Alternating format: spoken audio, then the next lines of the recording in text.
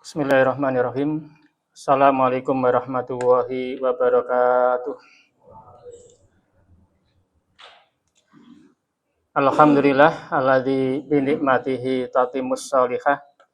Allahumma shalli wa sallim wa barik wa an'im ala nabiyyina Muhammadin sallallahu alaihi wasallam. Faqala Allah ta'ala ya ayyuhalladzina amanu taqullaha haqqa tuqatih wa la tamutunna illa wa antum muslimun amma ba'du. Jamaah sholat isya rahimakumullah, malam hari ini kita akan membahas beberapa amaliyah yang bisa menggugurkan dosa-dosa kita.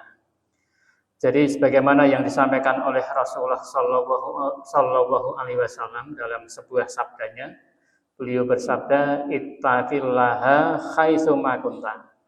Bertakwalah kalian kepada Allah dimanapun kalian berada.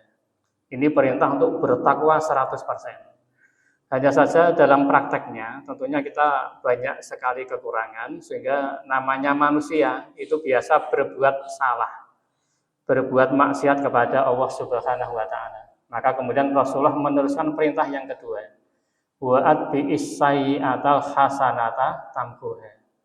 Dan ikutilah perbuatan jelek kamu dengan perbuatan yang baik, maka perbuatan yang baik ini akan menghapus dosa-dosa perbuatan jelek sebelumnya. Sehingga sebenarnya amal soleh apapun itu yang kita kerjakan, memang salah satu fungsinya untuk menghapus dosa-dosa sebelum amal soleh tadi yang pernah kita kerjakan. Hanya saja memang ada amal-amal khusus yang secara spesifik disebutkan oleh Rasulullah bahwa ini adalah amaliyah penggugur dosa.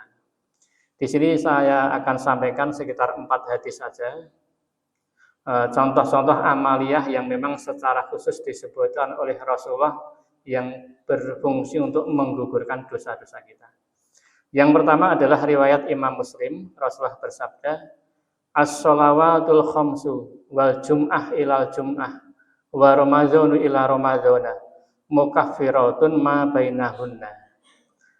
Salat 5 kali sehari dan Jumat dengan Jumat berikutnya dan Ramadan dengan Ramadan berikutnya adalah penghapus dosa di antara keduanya. Sehingga salat 5 kali sehari kita ini penggugur dosa antar keduanya. Tadi barusan kita sholat isya, maka sholat isya tadi menggugurkan dosa antara maghrib sampai isya. Punya kekuatan sekitar 1 jam lebih untuk menggugurkan dosa. Besok pagi kita sholat subuh, insya Allah, maka sholat subuh besok pagi untuk menggugurkan dosa yang kita kerjakan dari isya sampai subuh. Dan begitu seterusnya. Wal jum'ah ilal jum'ah, begitu juga dengan Jumatan. Maka Jumatan minggu depan ini untuk menggugurkan dosa antara Jumatan yang tadi kita kerjakan sampai nanti Jumat minggu depan, sehingga punya kekuatan 1 minggu. Wa Ramadhanu ila Ramadhana, sementara ibadah Ramadan lebih kuat lagi, menghapus dosa antara Ramadan sampai Ramadan tahun berikutnya. Hanya saja di hadis ini Rasulullah mengakhiri dengan sebuah kalimat, idzat tanabal kabair, dengan catatan dia meninggalkan dosa-dosa besar antara keduanya. Sehingga ternyata yang diampuni di sini adalah dosa-dosa kecil saja. Adapun dosa besar, minum khamr dan sebagainya, maka ini harus bertaubat dengan taubatan nasuha. Harus berhenti saat itu juga, menyesali dosanya dan bertekad untuk tidak mengulang kembali. Adapun dosa-dosa yang lain yang tidak termasuk dosa besar, maka cukup digugurkan dengan amal-amal soleh yang tadi sudah disebutkan, yaitu sholat 5 kali sehari, kemudian menghadiri Jumatan, kemudian juga beribadah di bulan Ramadan. Kemudian hadis yang kedua, ini masih riwayat Imam Muslim, di mana Rasulullah menyampaikan sabdanya kepada sahabat Utsman bin Affan radhiyallahu anhu. Beliau bersabda, man tawaddu'a fa ahsanal wudu'a kharajat khotoyahu min jasadihi hatta tahruja min tahti azfarihi. Barang siapa yang berwudu, fa ahsanal wudu'a, kemudian memperbagus wudunya. Tidak hanya wudu tetapi memperbagus wudunya. Sunnah-sunnahnya juga dikerjakan. kharajat khotoyahu min jasadihi, maka dosa-dosanya akan keluar dari jasadnya bersamaan dengan menetesnya air yang dipakai untuk wudhu tadi. Hatta tahruja min tahti azfarihi, sampai dosa itu juga akan keluar dari jari jemarinya. Sehingga amaliyah yang kedua adalah memperbagus wudhu, maka setiap kita berwudhu dosa-dosa kita akan berguguran. Makanya kemudian sebagian ulama menyatakan afdolnya memang setelah berwudu kita biarkan apa adanya, tidak dikeringkan dengan handuk. Tetapi mayoritas ulama menyatakan mengeringkan bekas wudu dengan handuk ini mubah, tidak makruh, hanya saja seperti Imam Nawawi menjelaskan ini khilaful aula, menyelisihi sesuatu yang afdol.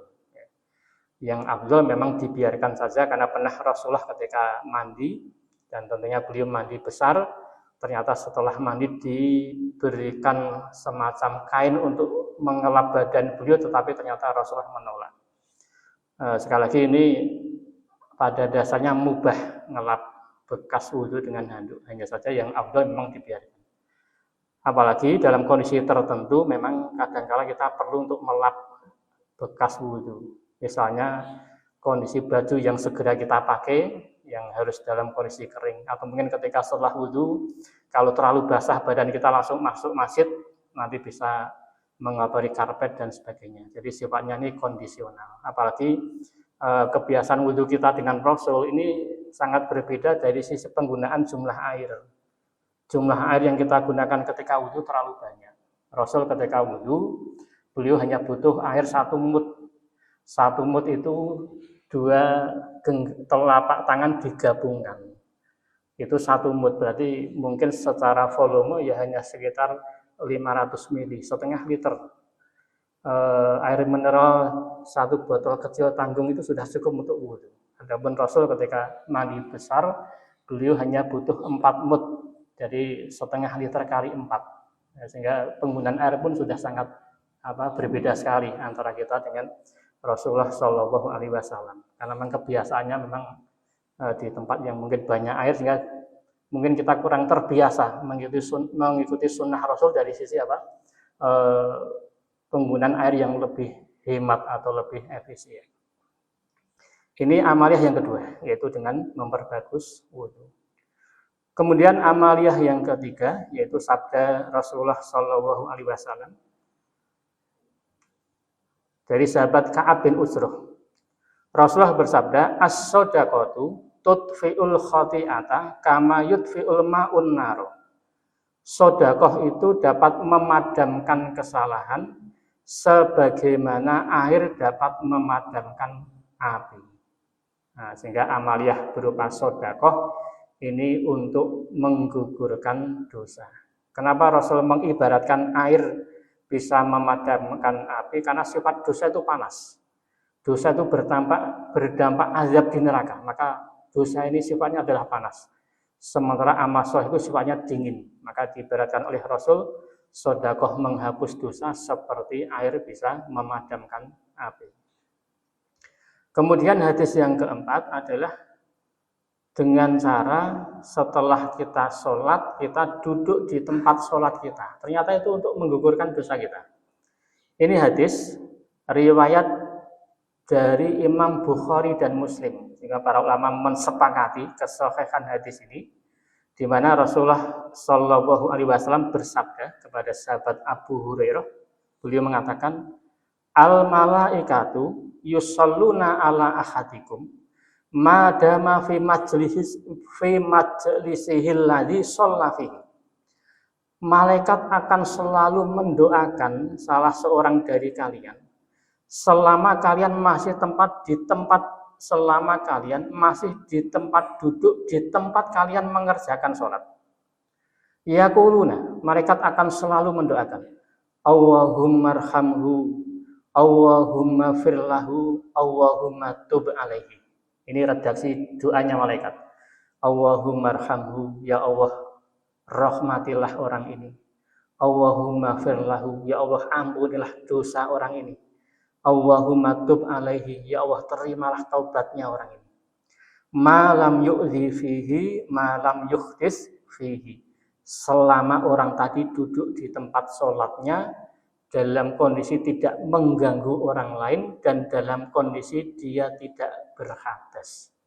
Sehingga kita misalnya masuk ke masjid, sholat tahiyatul masjid, kemudian duduk menunggu iqomah, maka sepanjang kita duduk, malaikat akan selalu memintakan kepada Allah agar Allah memberikan rahmat kepada kita, mengampuni dosa kita, dan menerima taubat kita. Sebagaimana kita habis sholat wajib misalnya, di masjid kita tunggu sebentar, duduk sebentar, misalnya kita duduk di dalam masjid di tempat sholat kita selama 30 menit misalnya, maka sepanjang 30 menit itulah malaikat tidak akan berhenti mendoakan kita dengan doa yang sangat luar biasa. Malaikat berdoa ini bukan keinginan dia sendiri, tetapi atas perintah Allah Subhanahu wa Ta'ala. Sehingga yang memerintahkan Allah, yang berdoa malaikat, tentunya ini adalah doa yang mustajabah. Dan caranya pun sangat ringan sekali, cukup hanya duduk saja. Cukup duduk saja, tetapi duduknya di tempat yang spesial, yaitu di tempat di mana tadi kita barusan mengerjakan sholat. Ini 4 hadis saja, walaupun sebenarnya masih ada beberapa hadis yang lain, tetapi setidaknya dari 4 ini bisa kita amalkan sehari-hari, sehingga dengan mengamalkan 4 hadis ini mudah-mudahan setiap hari dosa-dosa kita bisa diampuni oleh Allah Subhanahu wa Ta'ala. Pertama tadi kita kerjakan sholat 5 kali sehari, kemudian menghadiri Jumatan, kemudian setiap bulan Ramadan kita beramal di bulan Ramadan, kemudian setiap hari berwudu dengan memperbagus wudu, kemudian juga dengan bersedekah, terakhir yaitu dengan setelah melaksanakan sholat kita bertahan dulu beberapa saat di tempat sholat kita untuk mengharapkan doa dari malaikat, di mana malaikat akan selalu memohonkan rahmat, ampunan, dan taubat dari Allah Subhanahu wa Ta'ala. Saya kira demikian, mudah-mudahan ada manfaatnya. Alhamdulillahirabbil alamin. Assalamualaikum warahmatullahi wabarakatuh.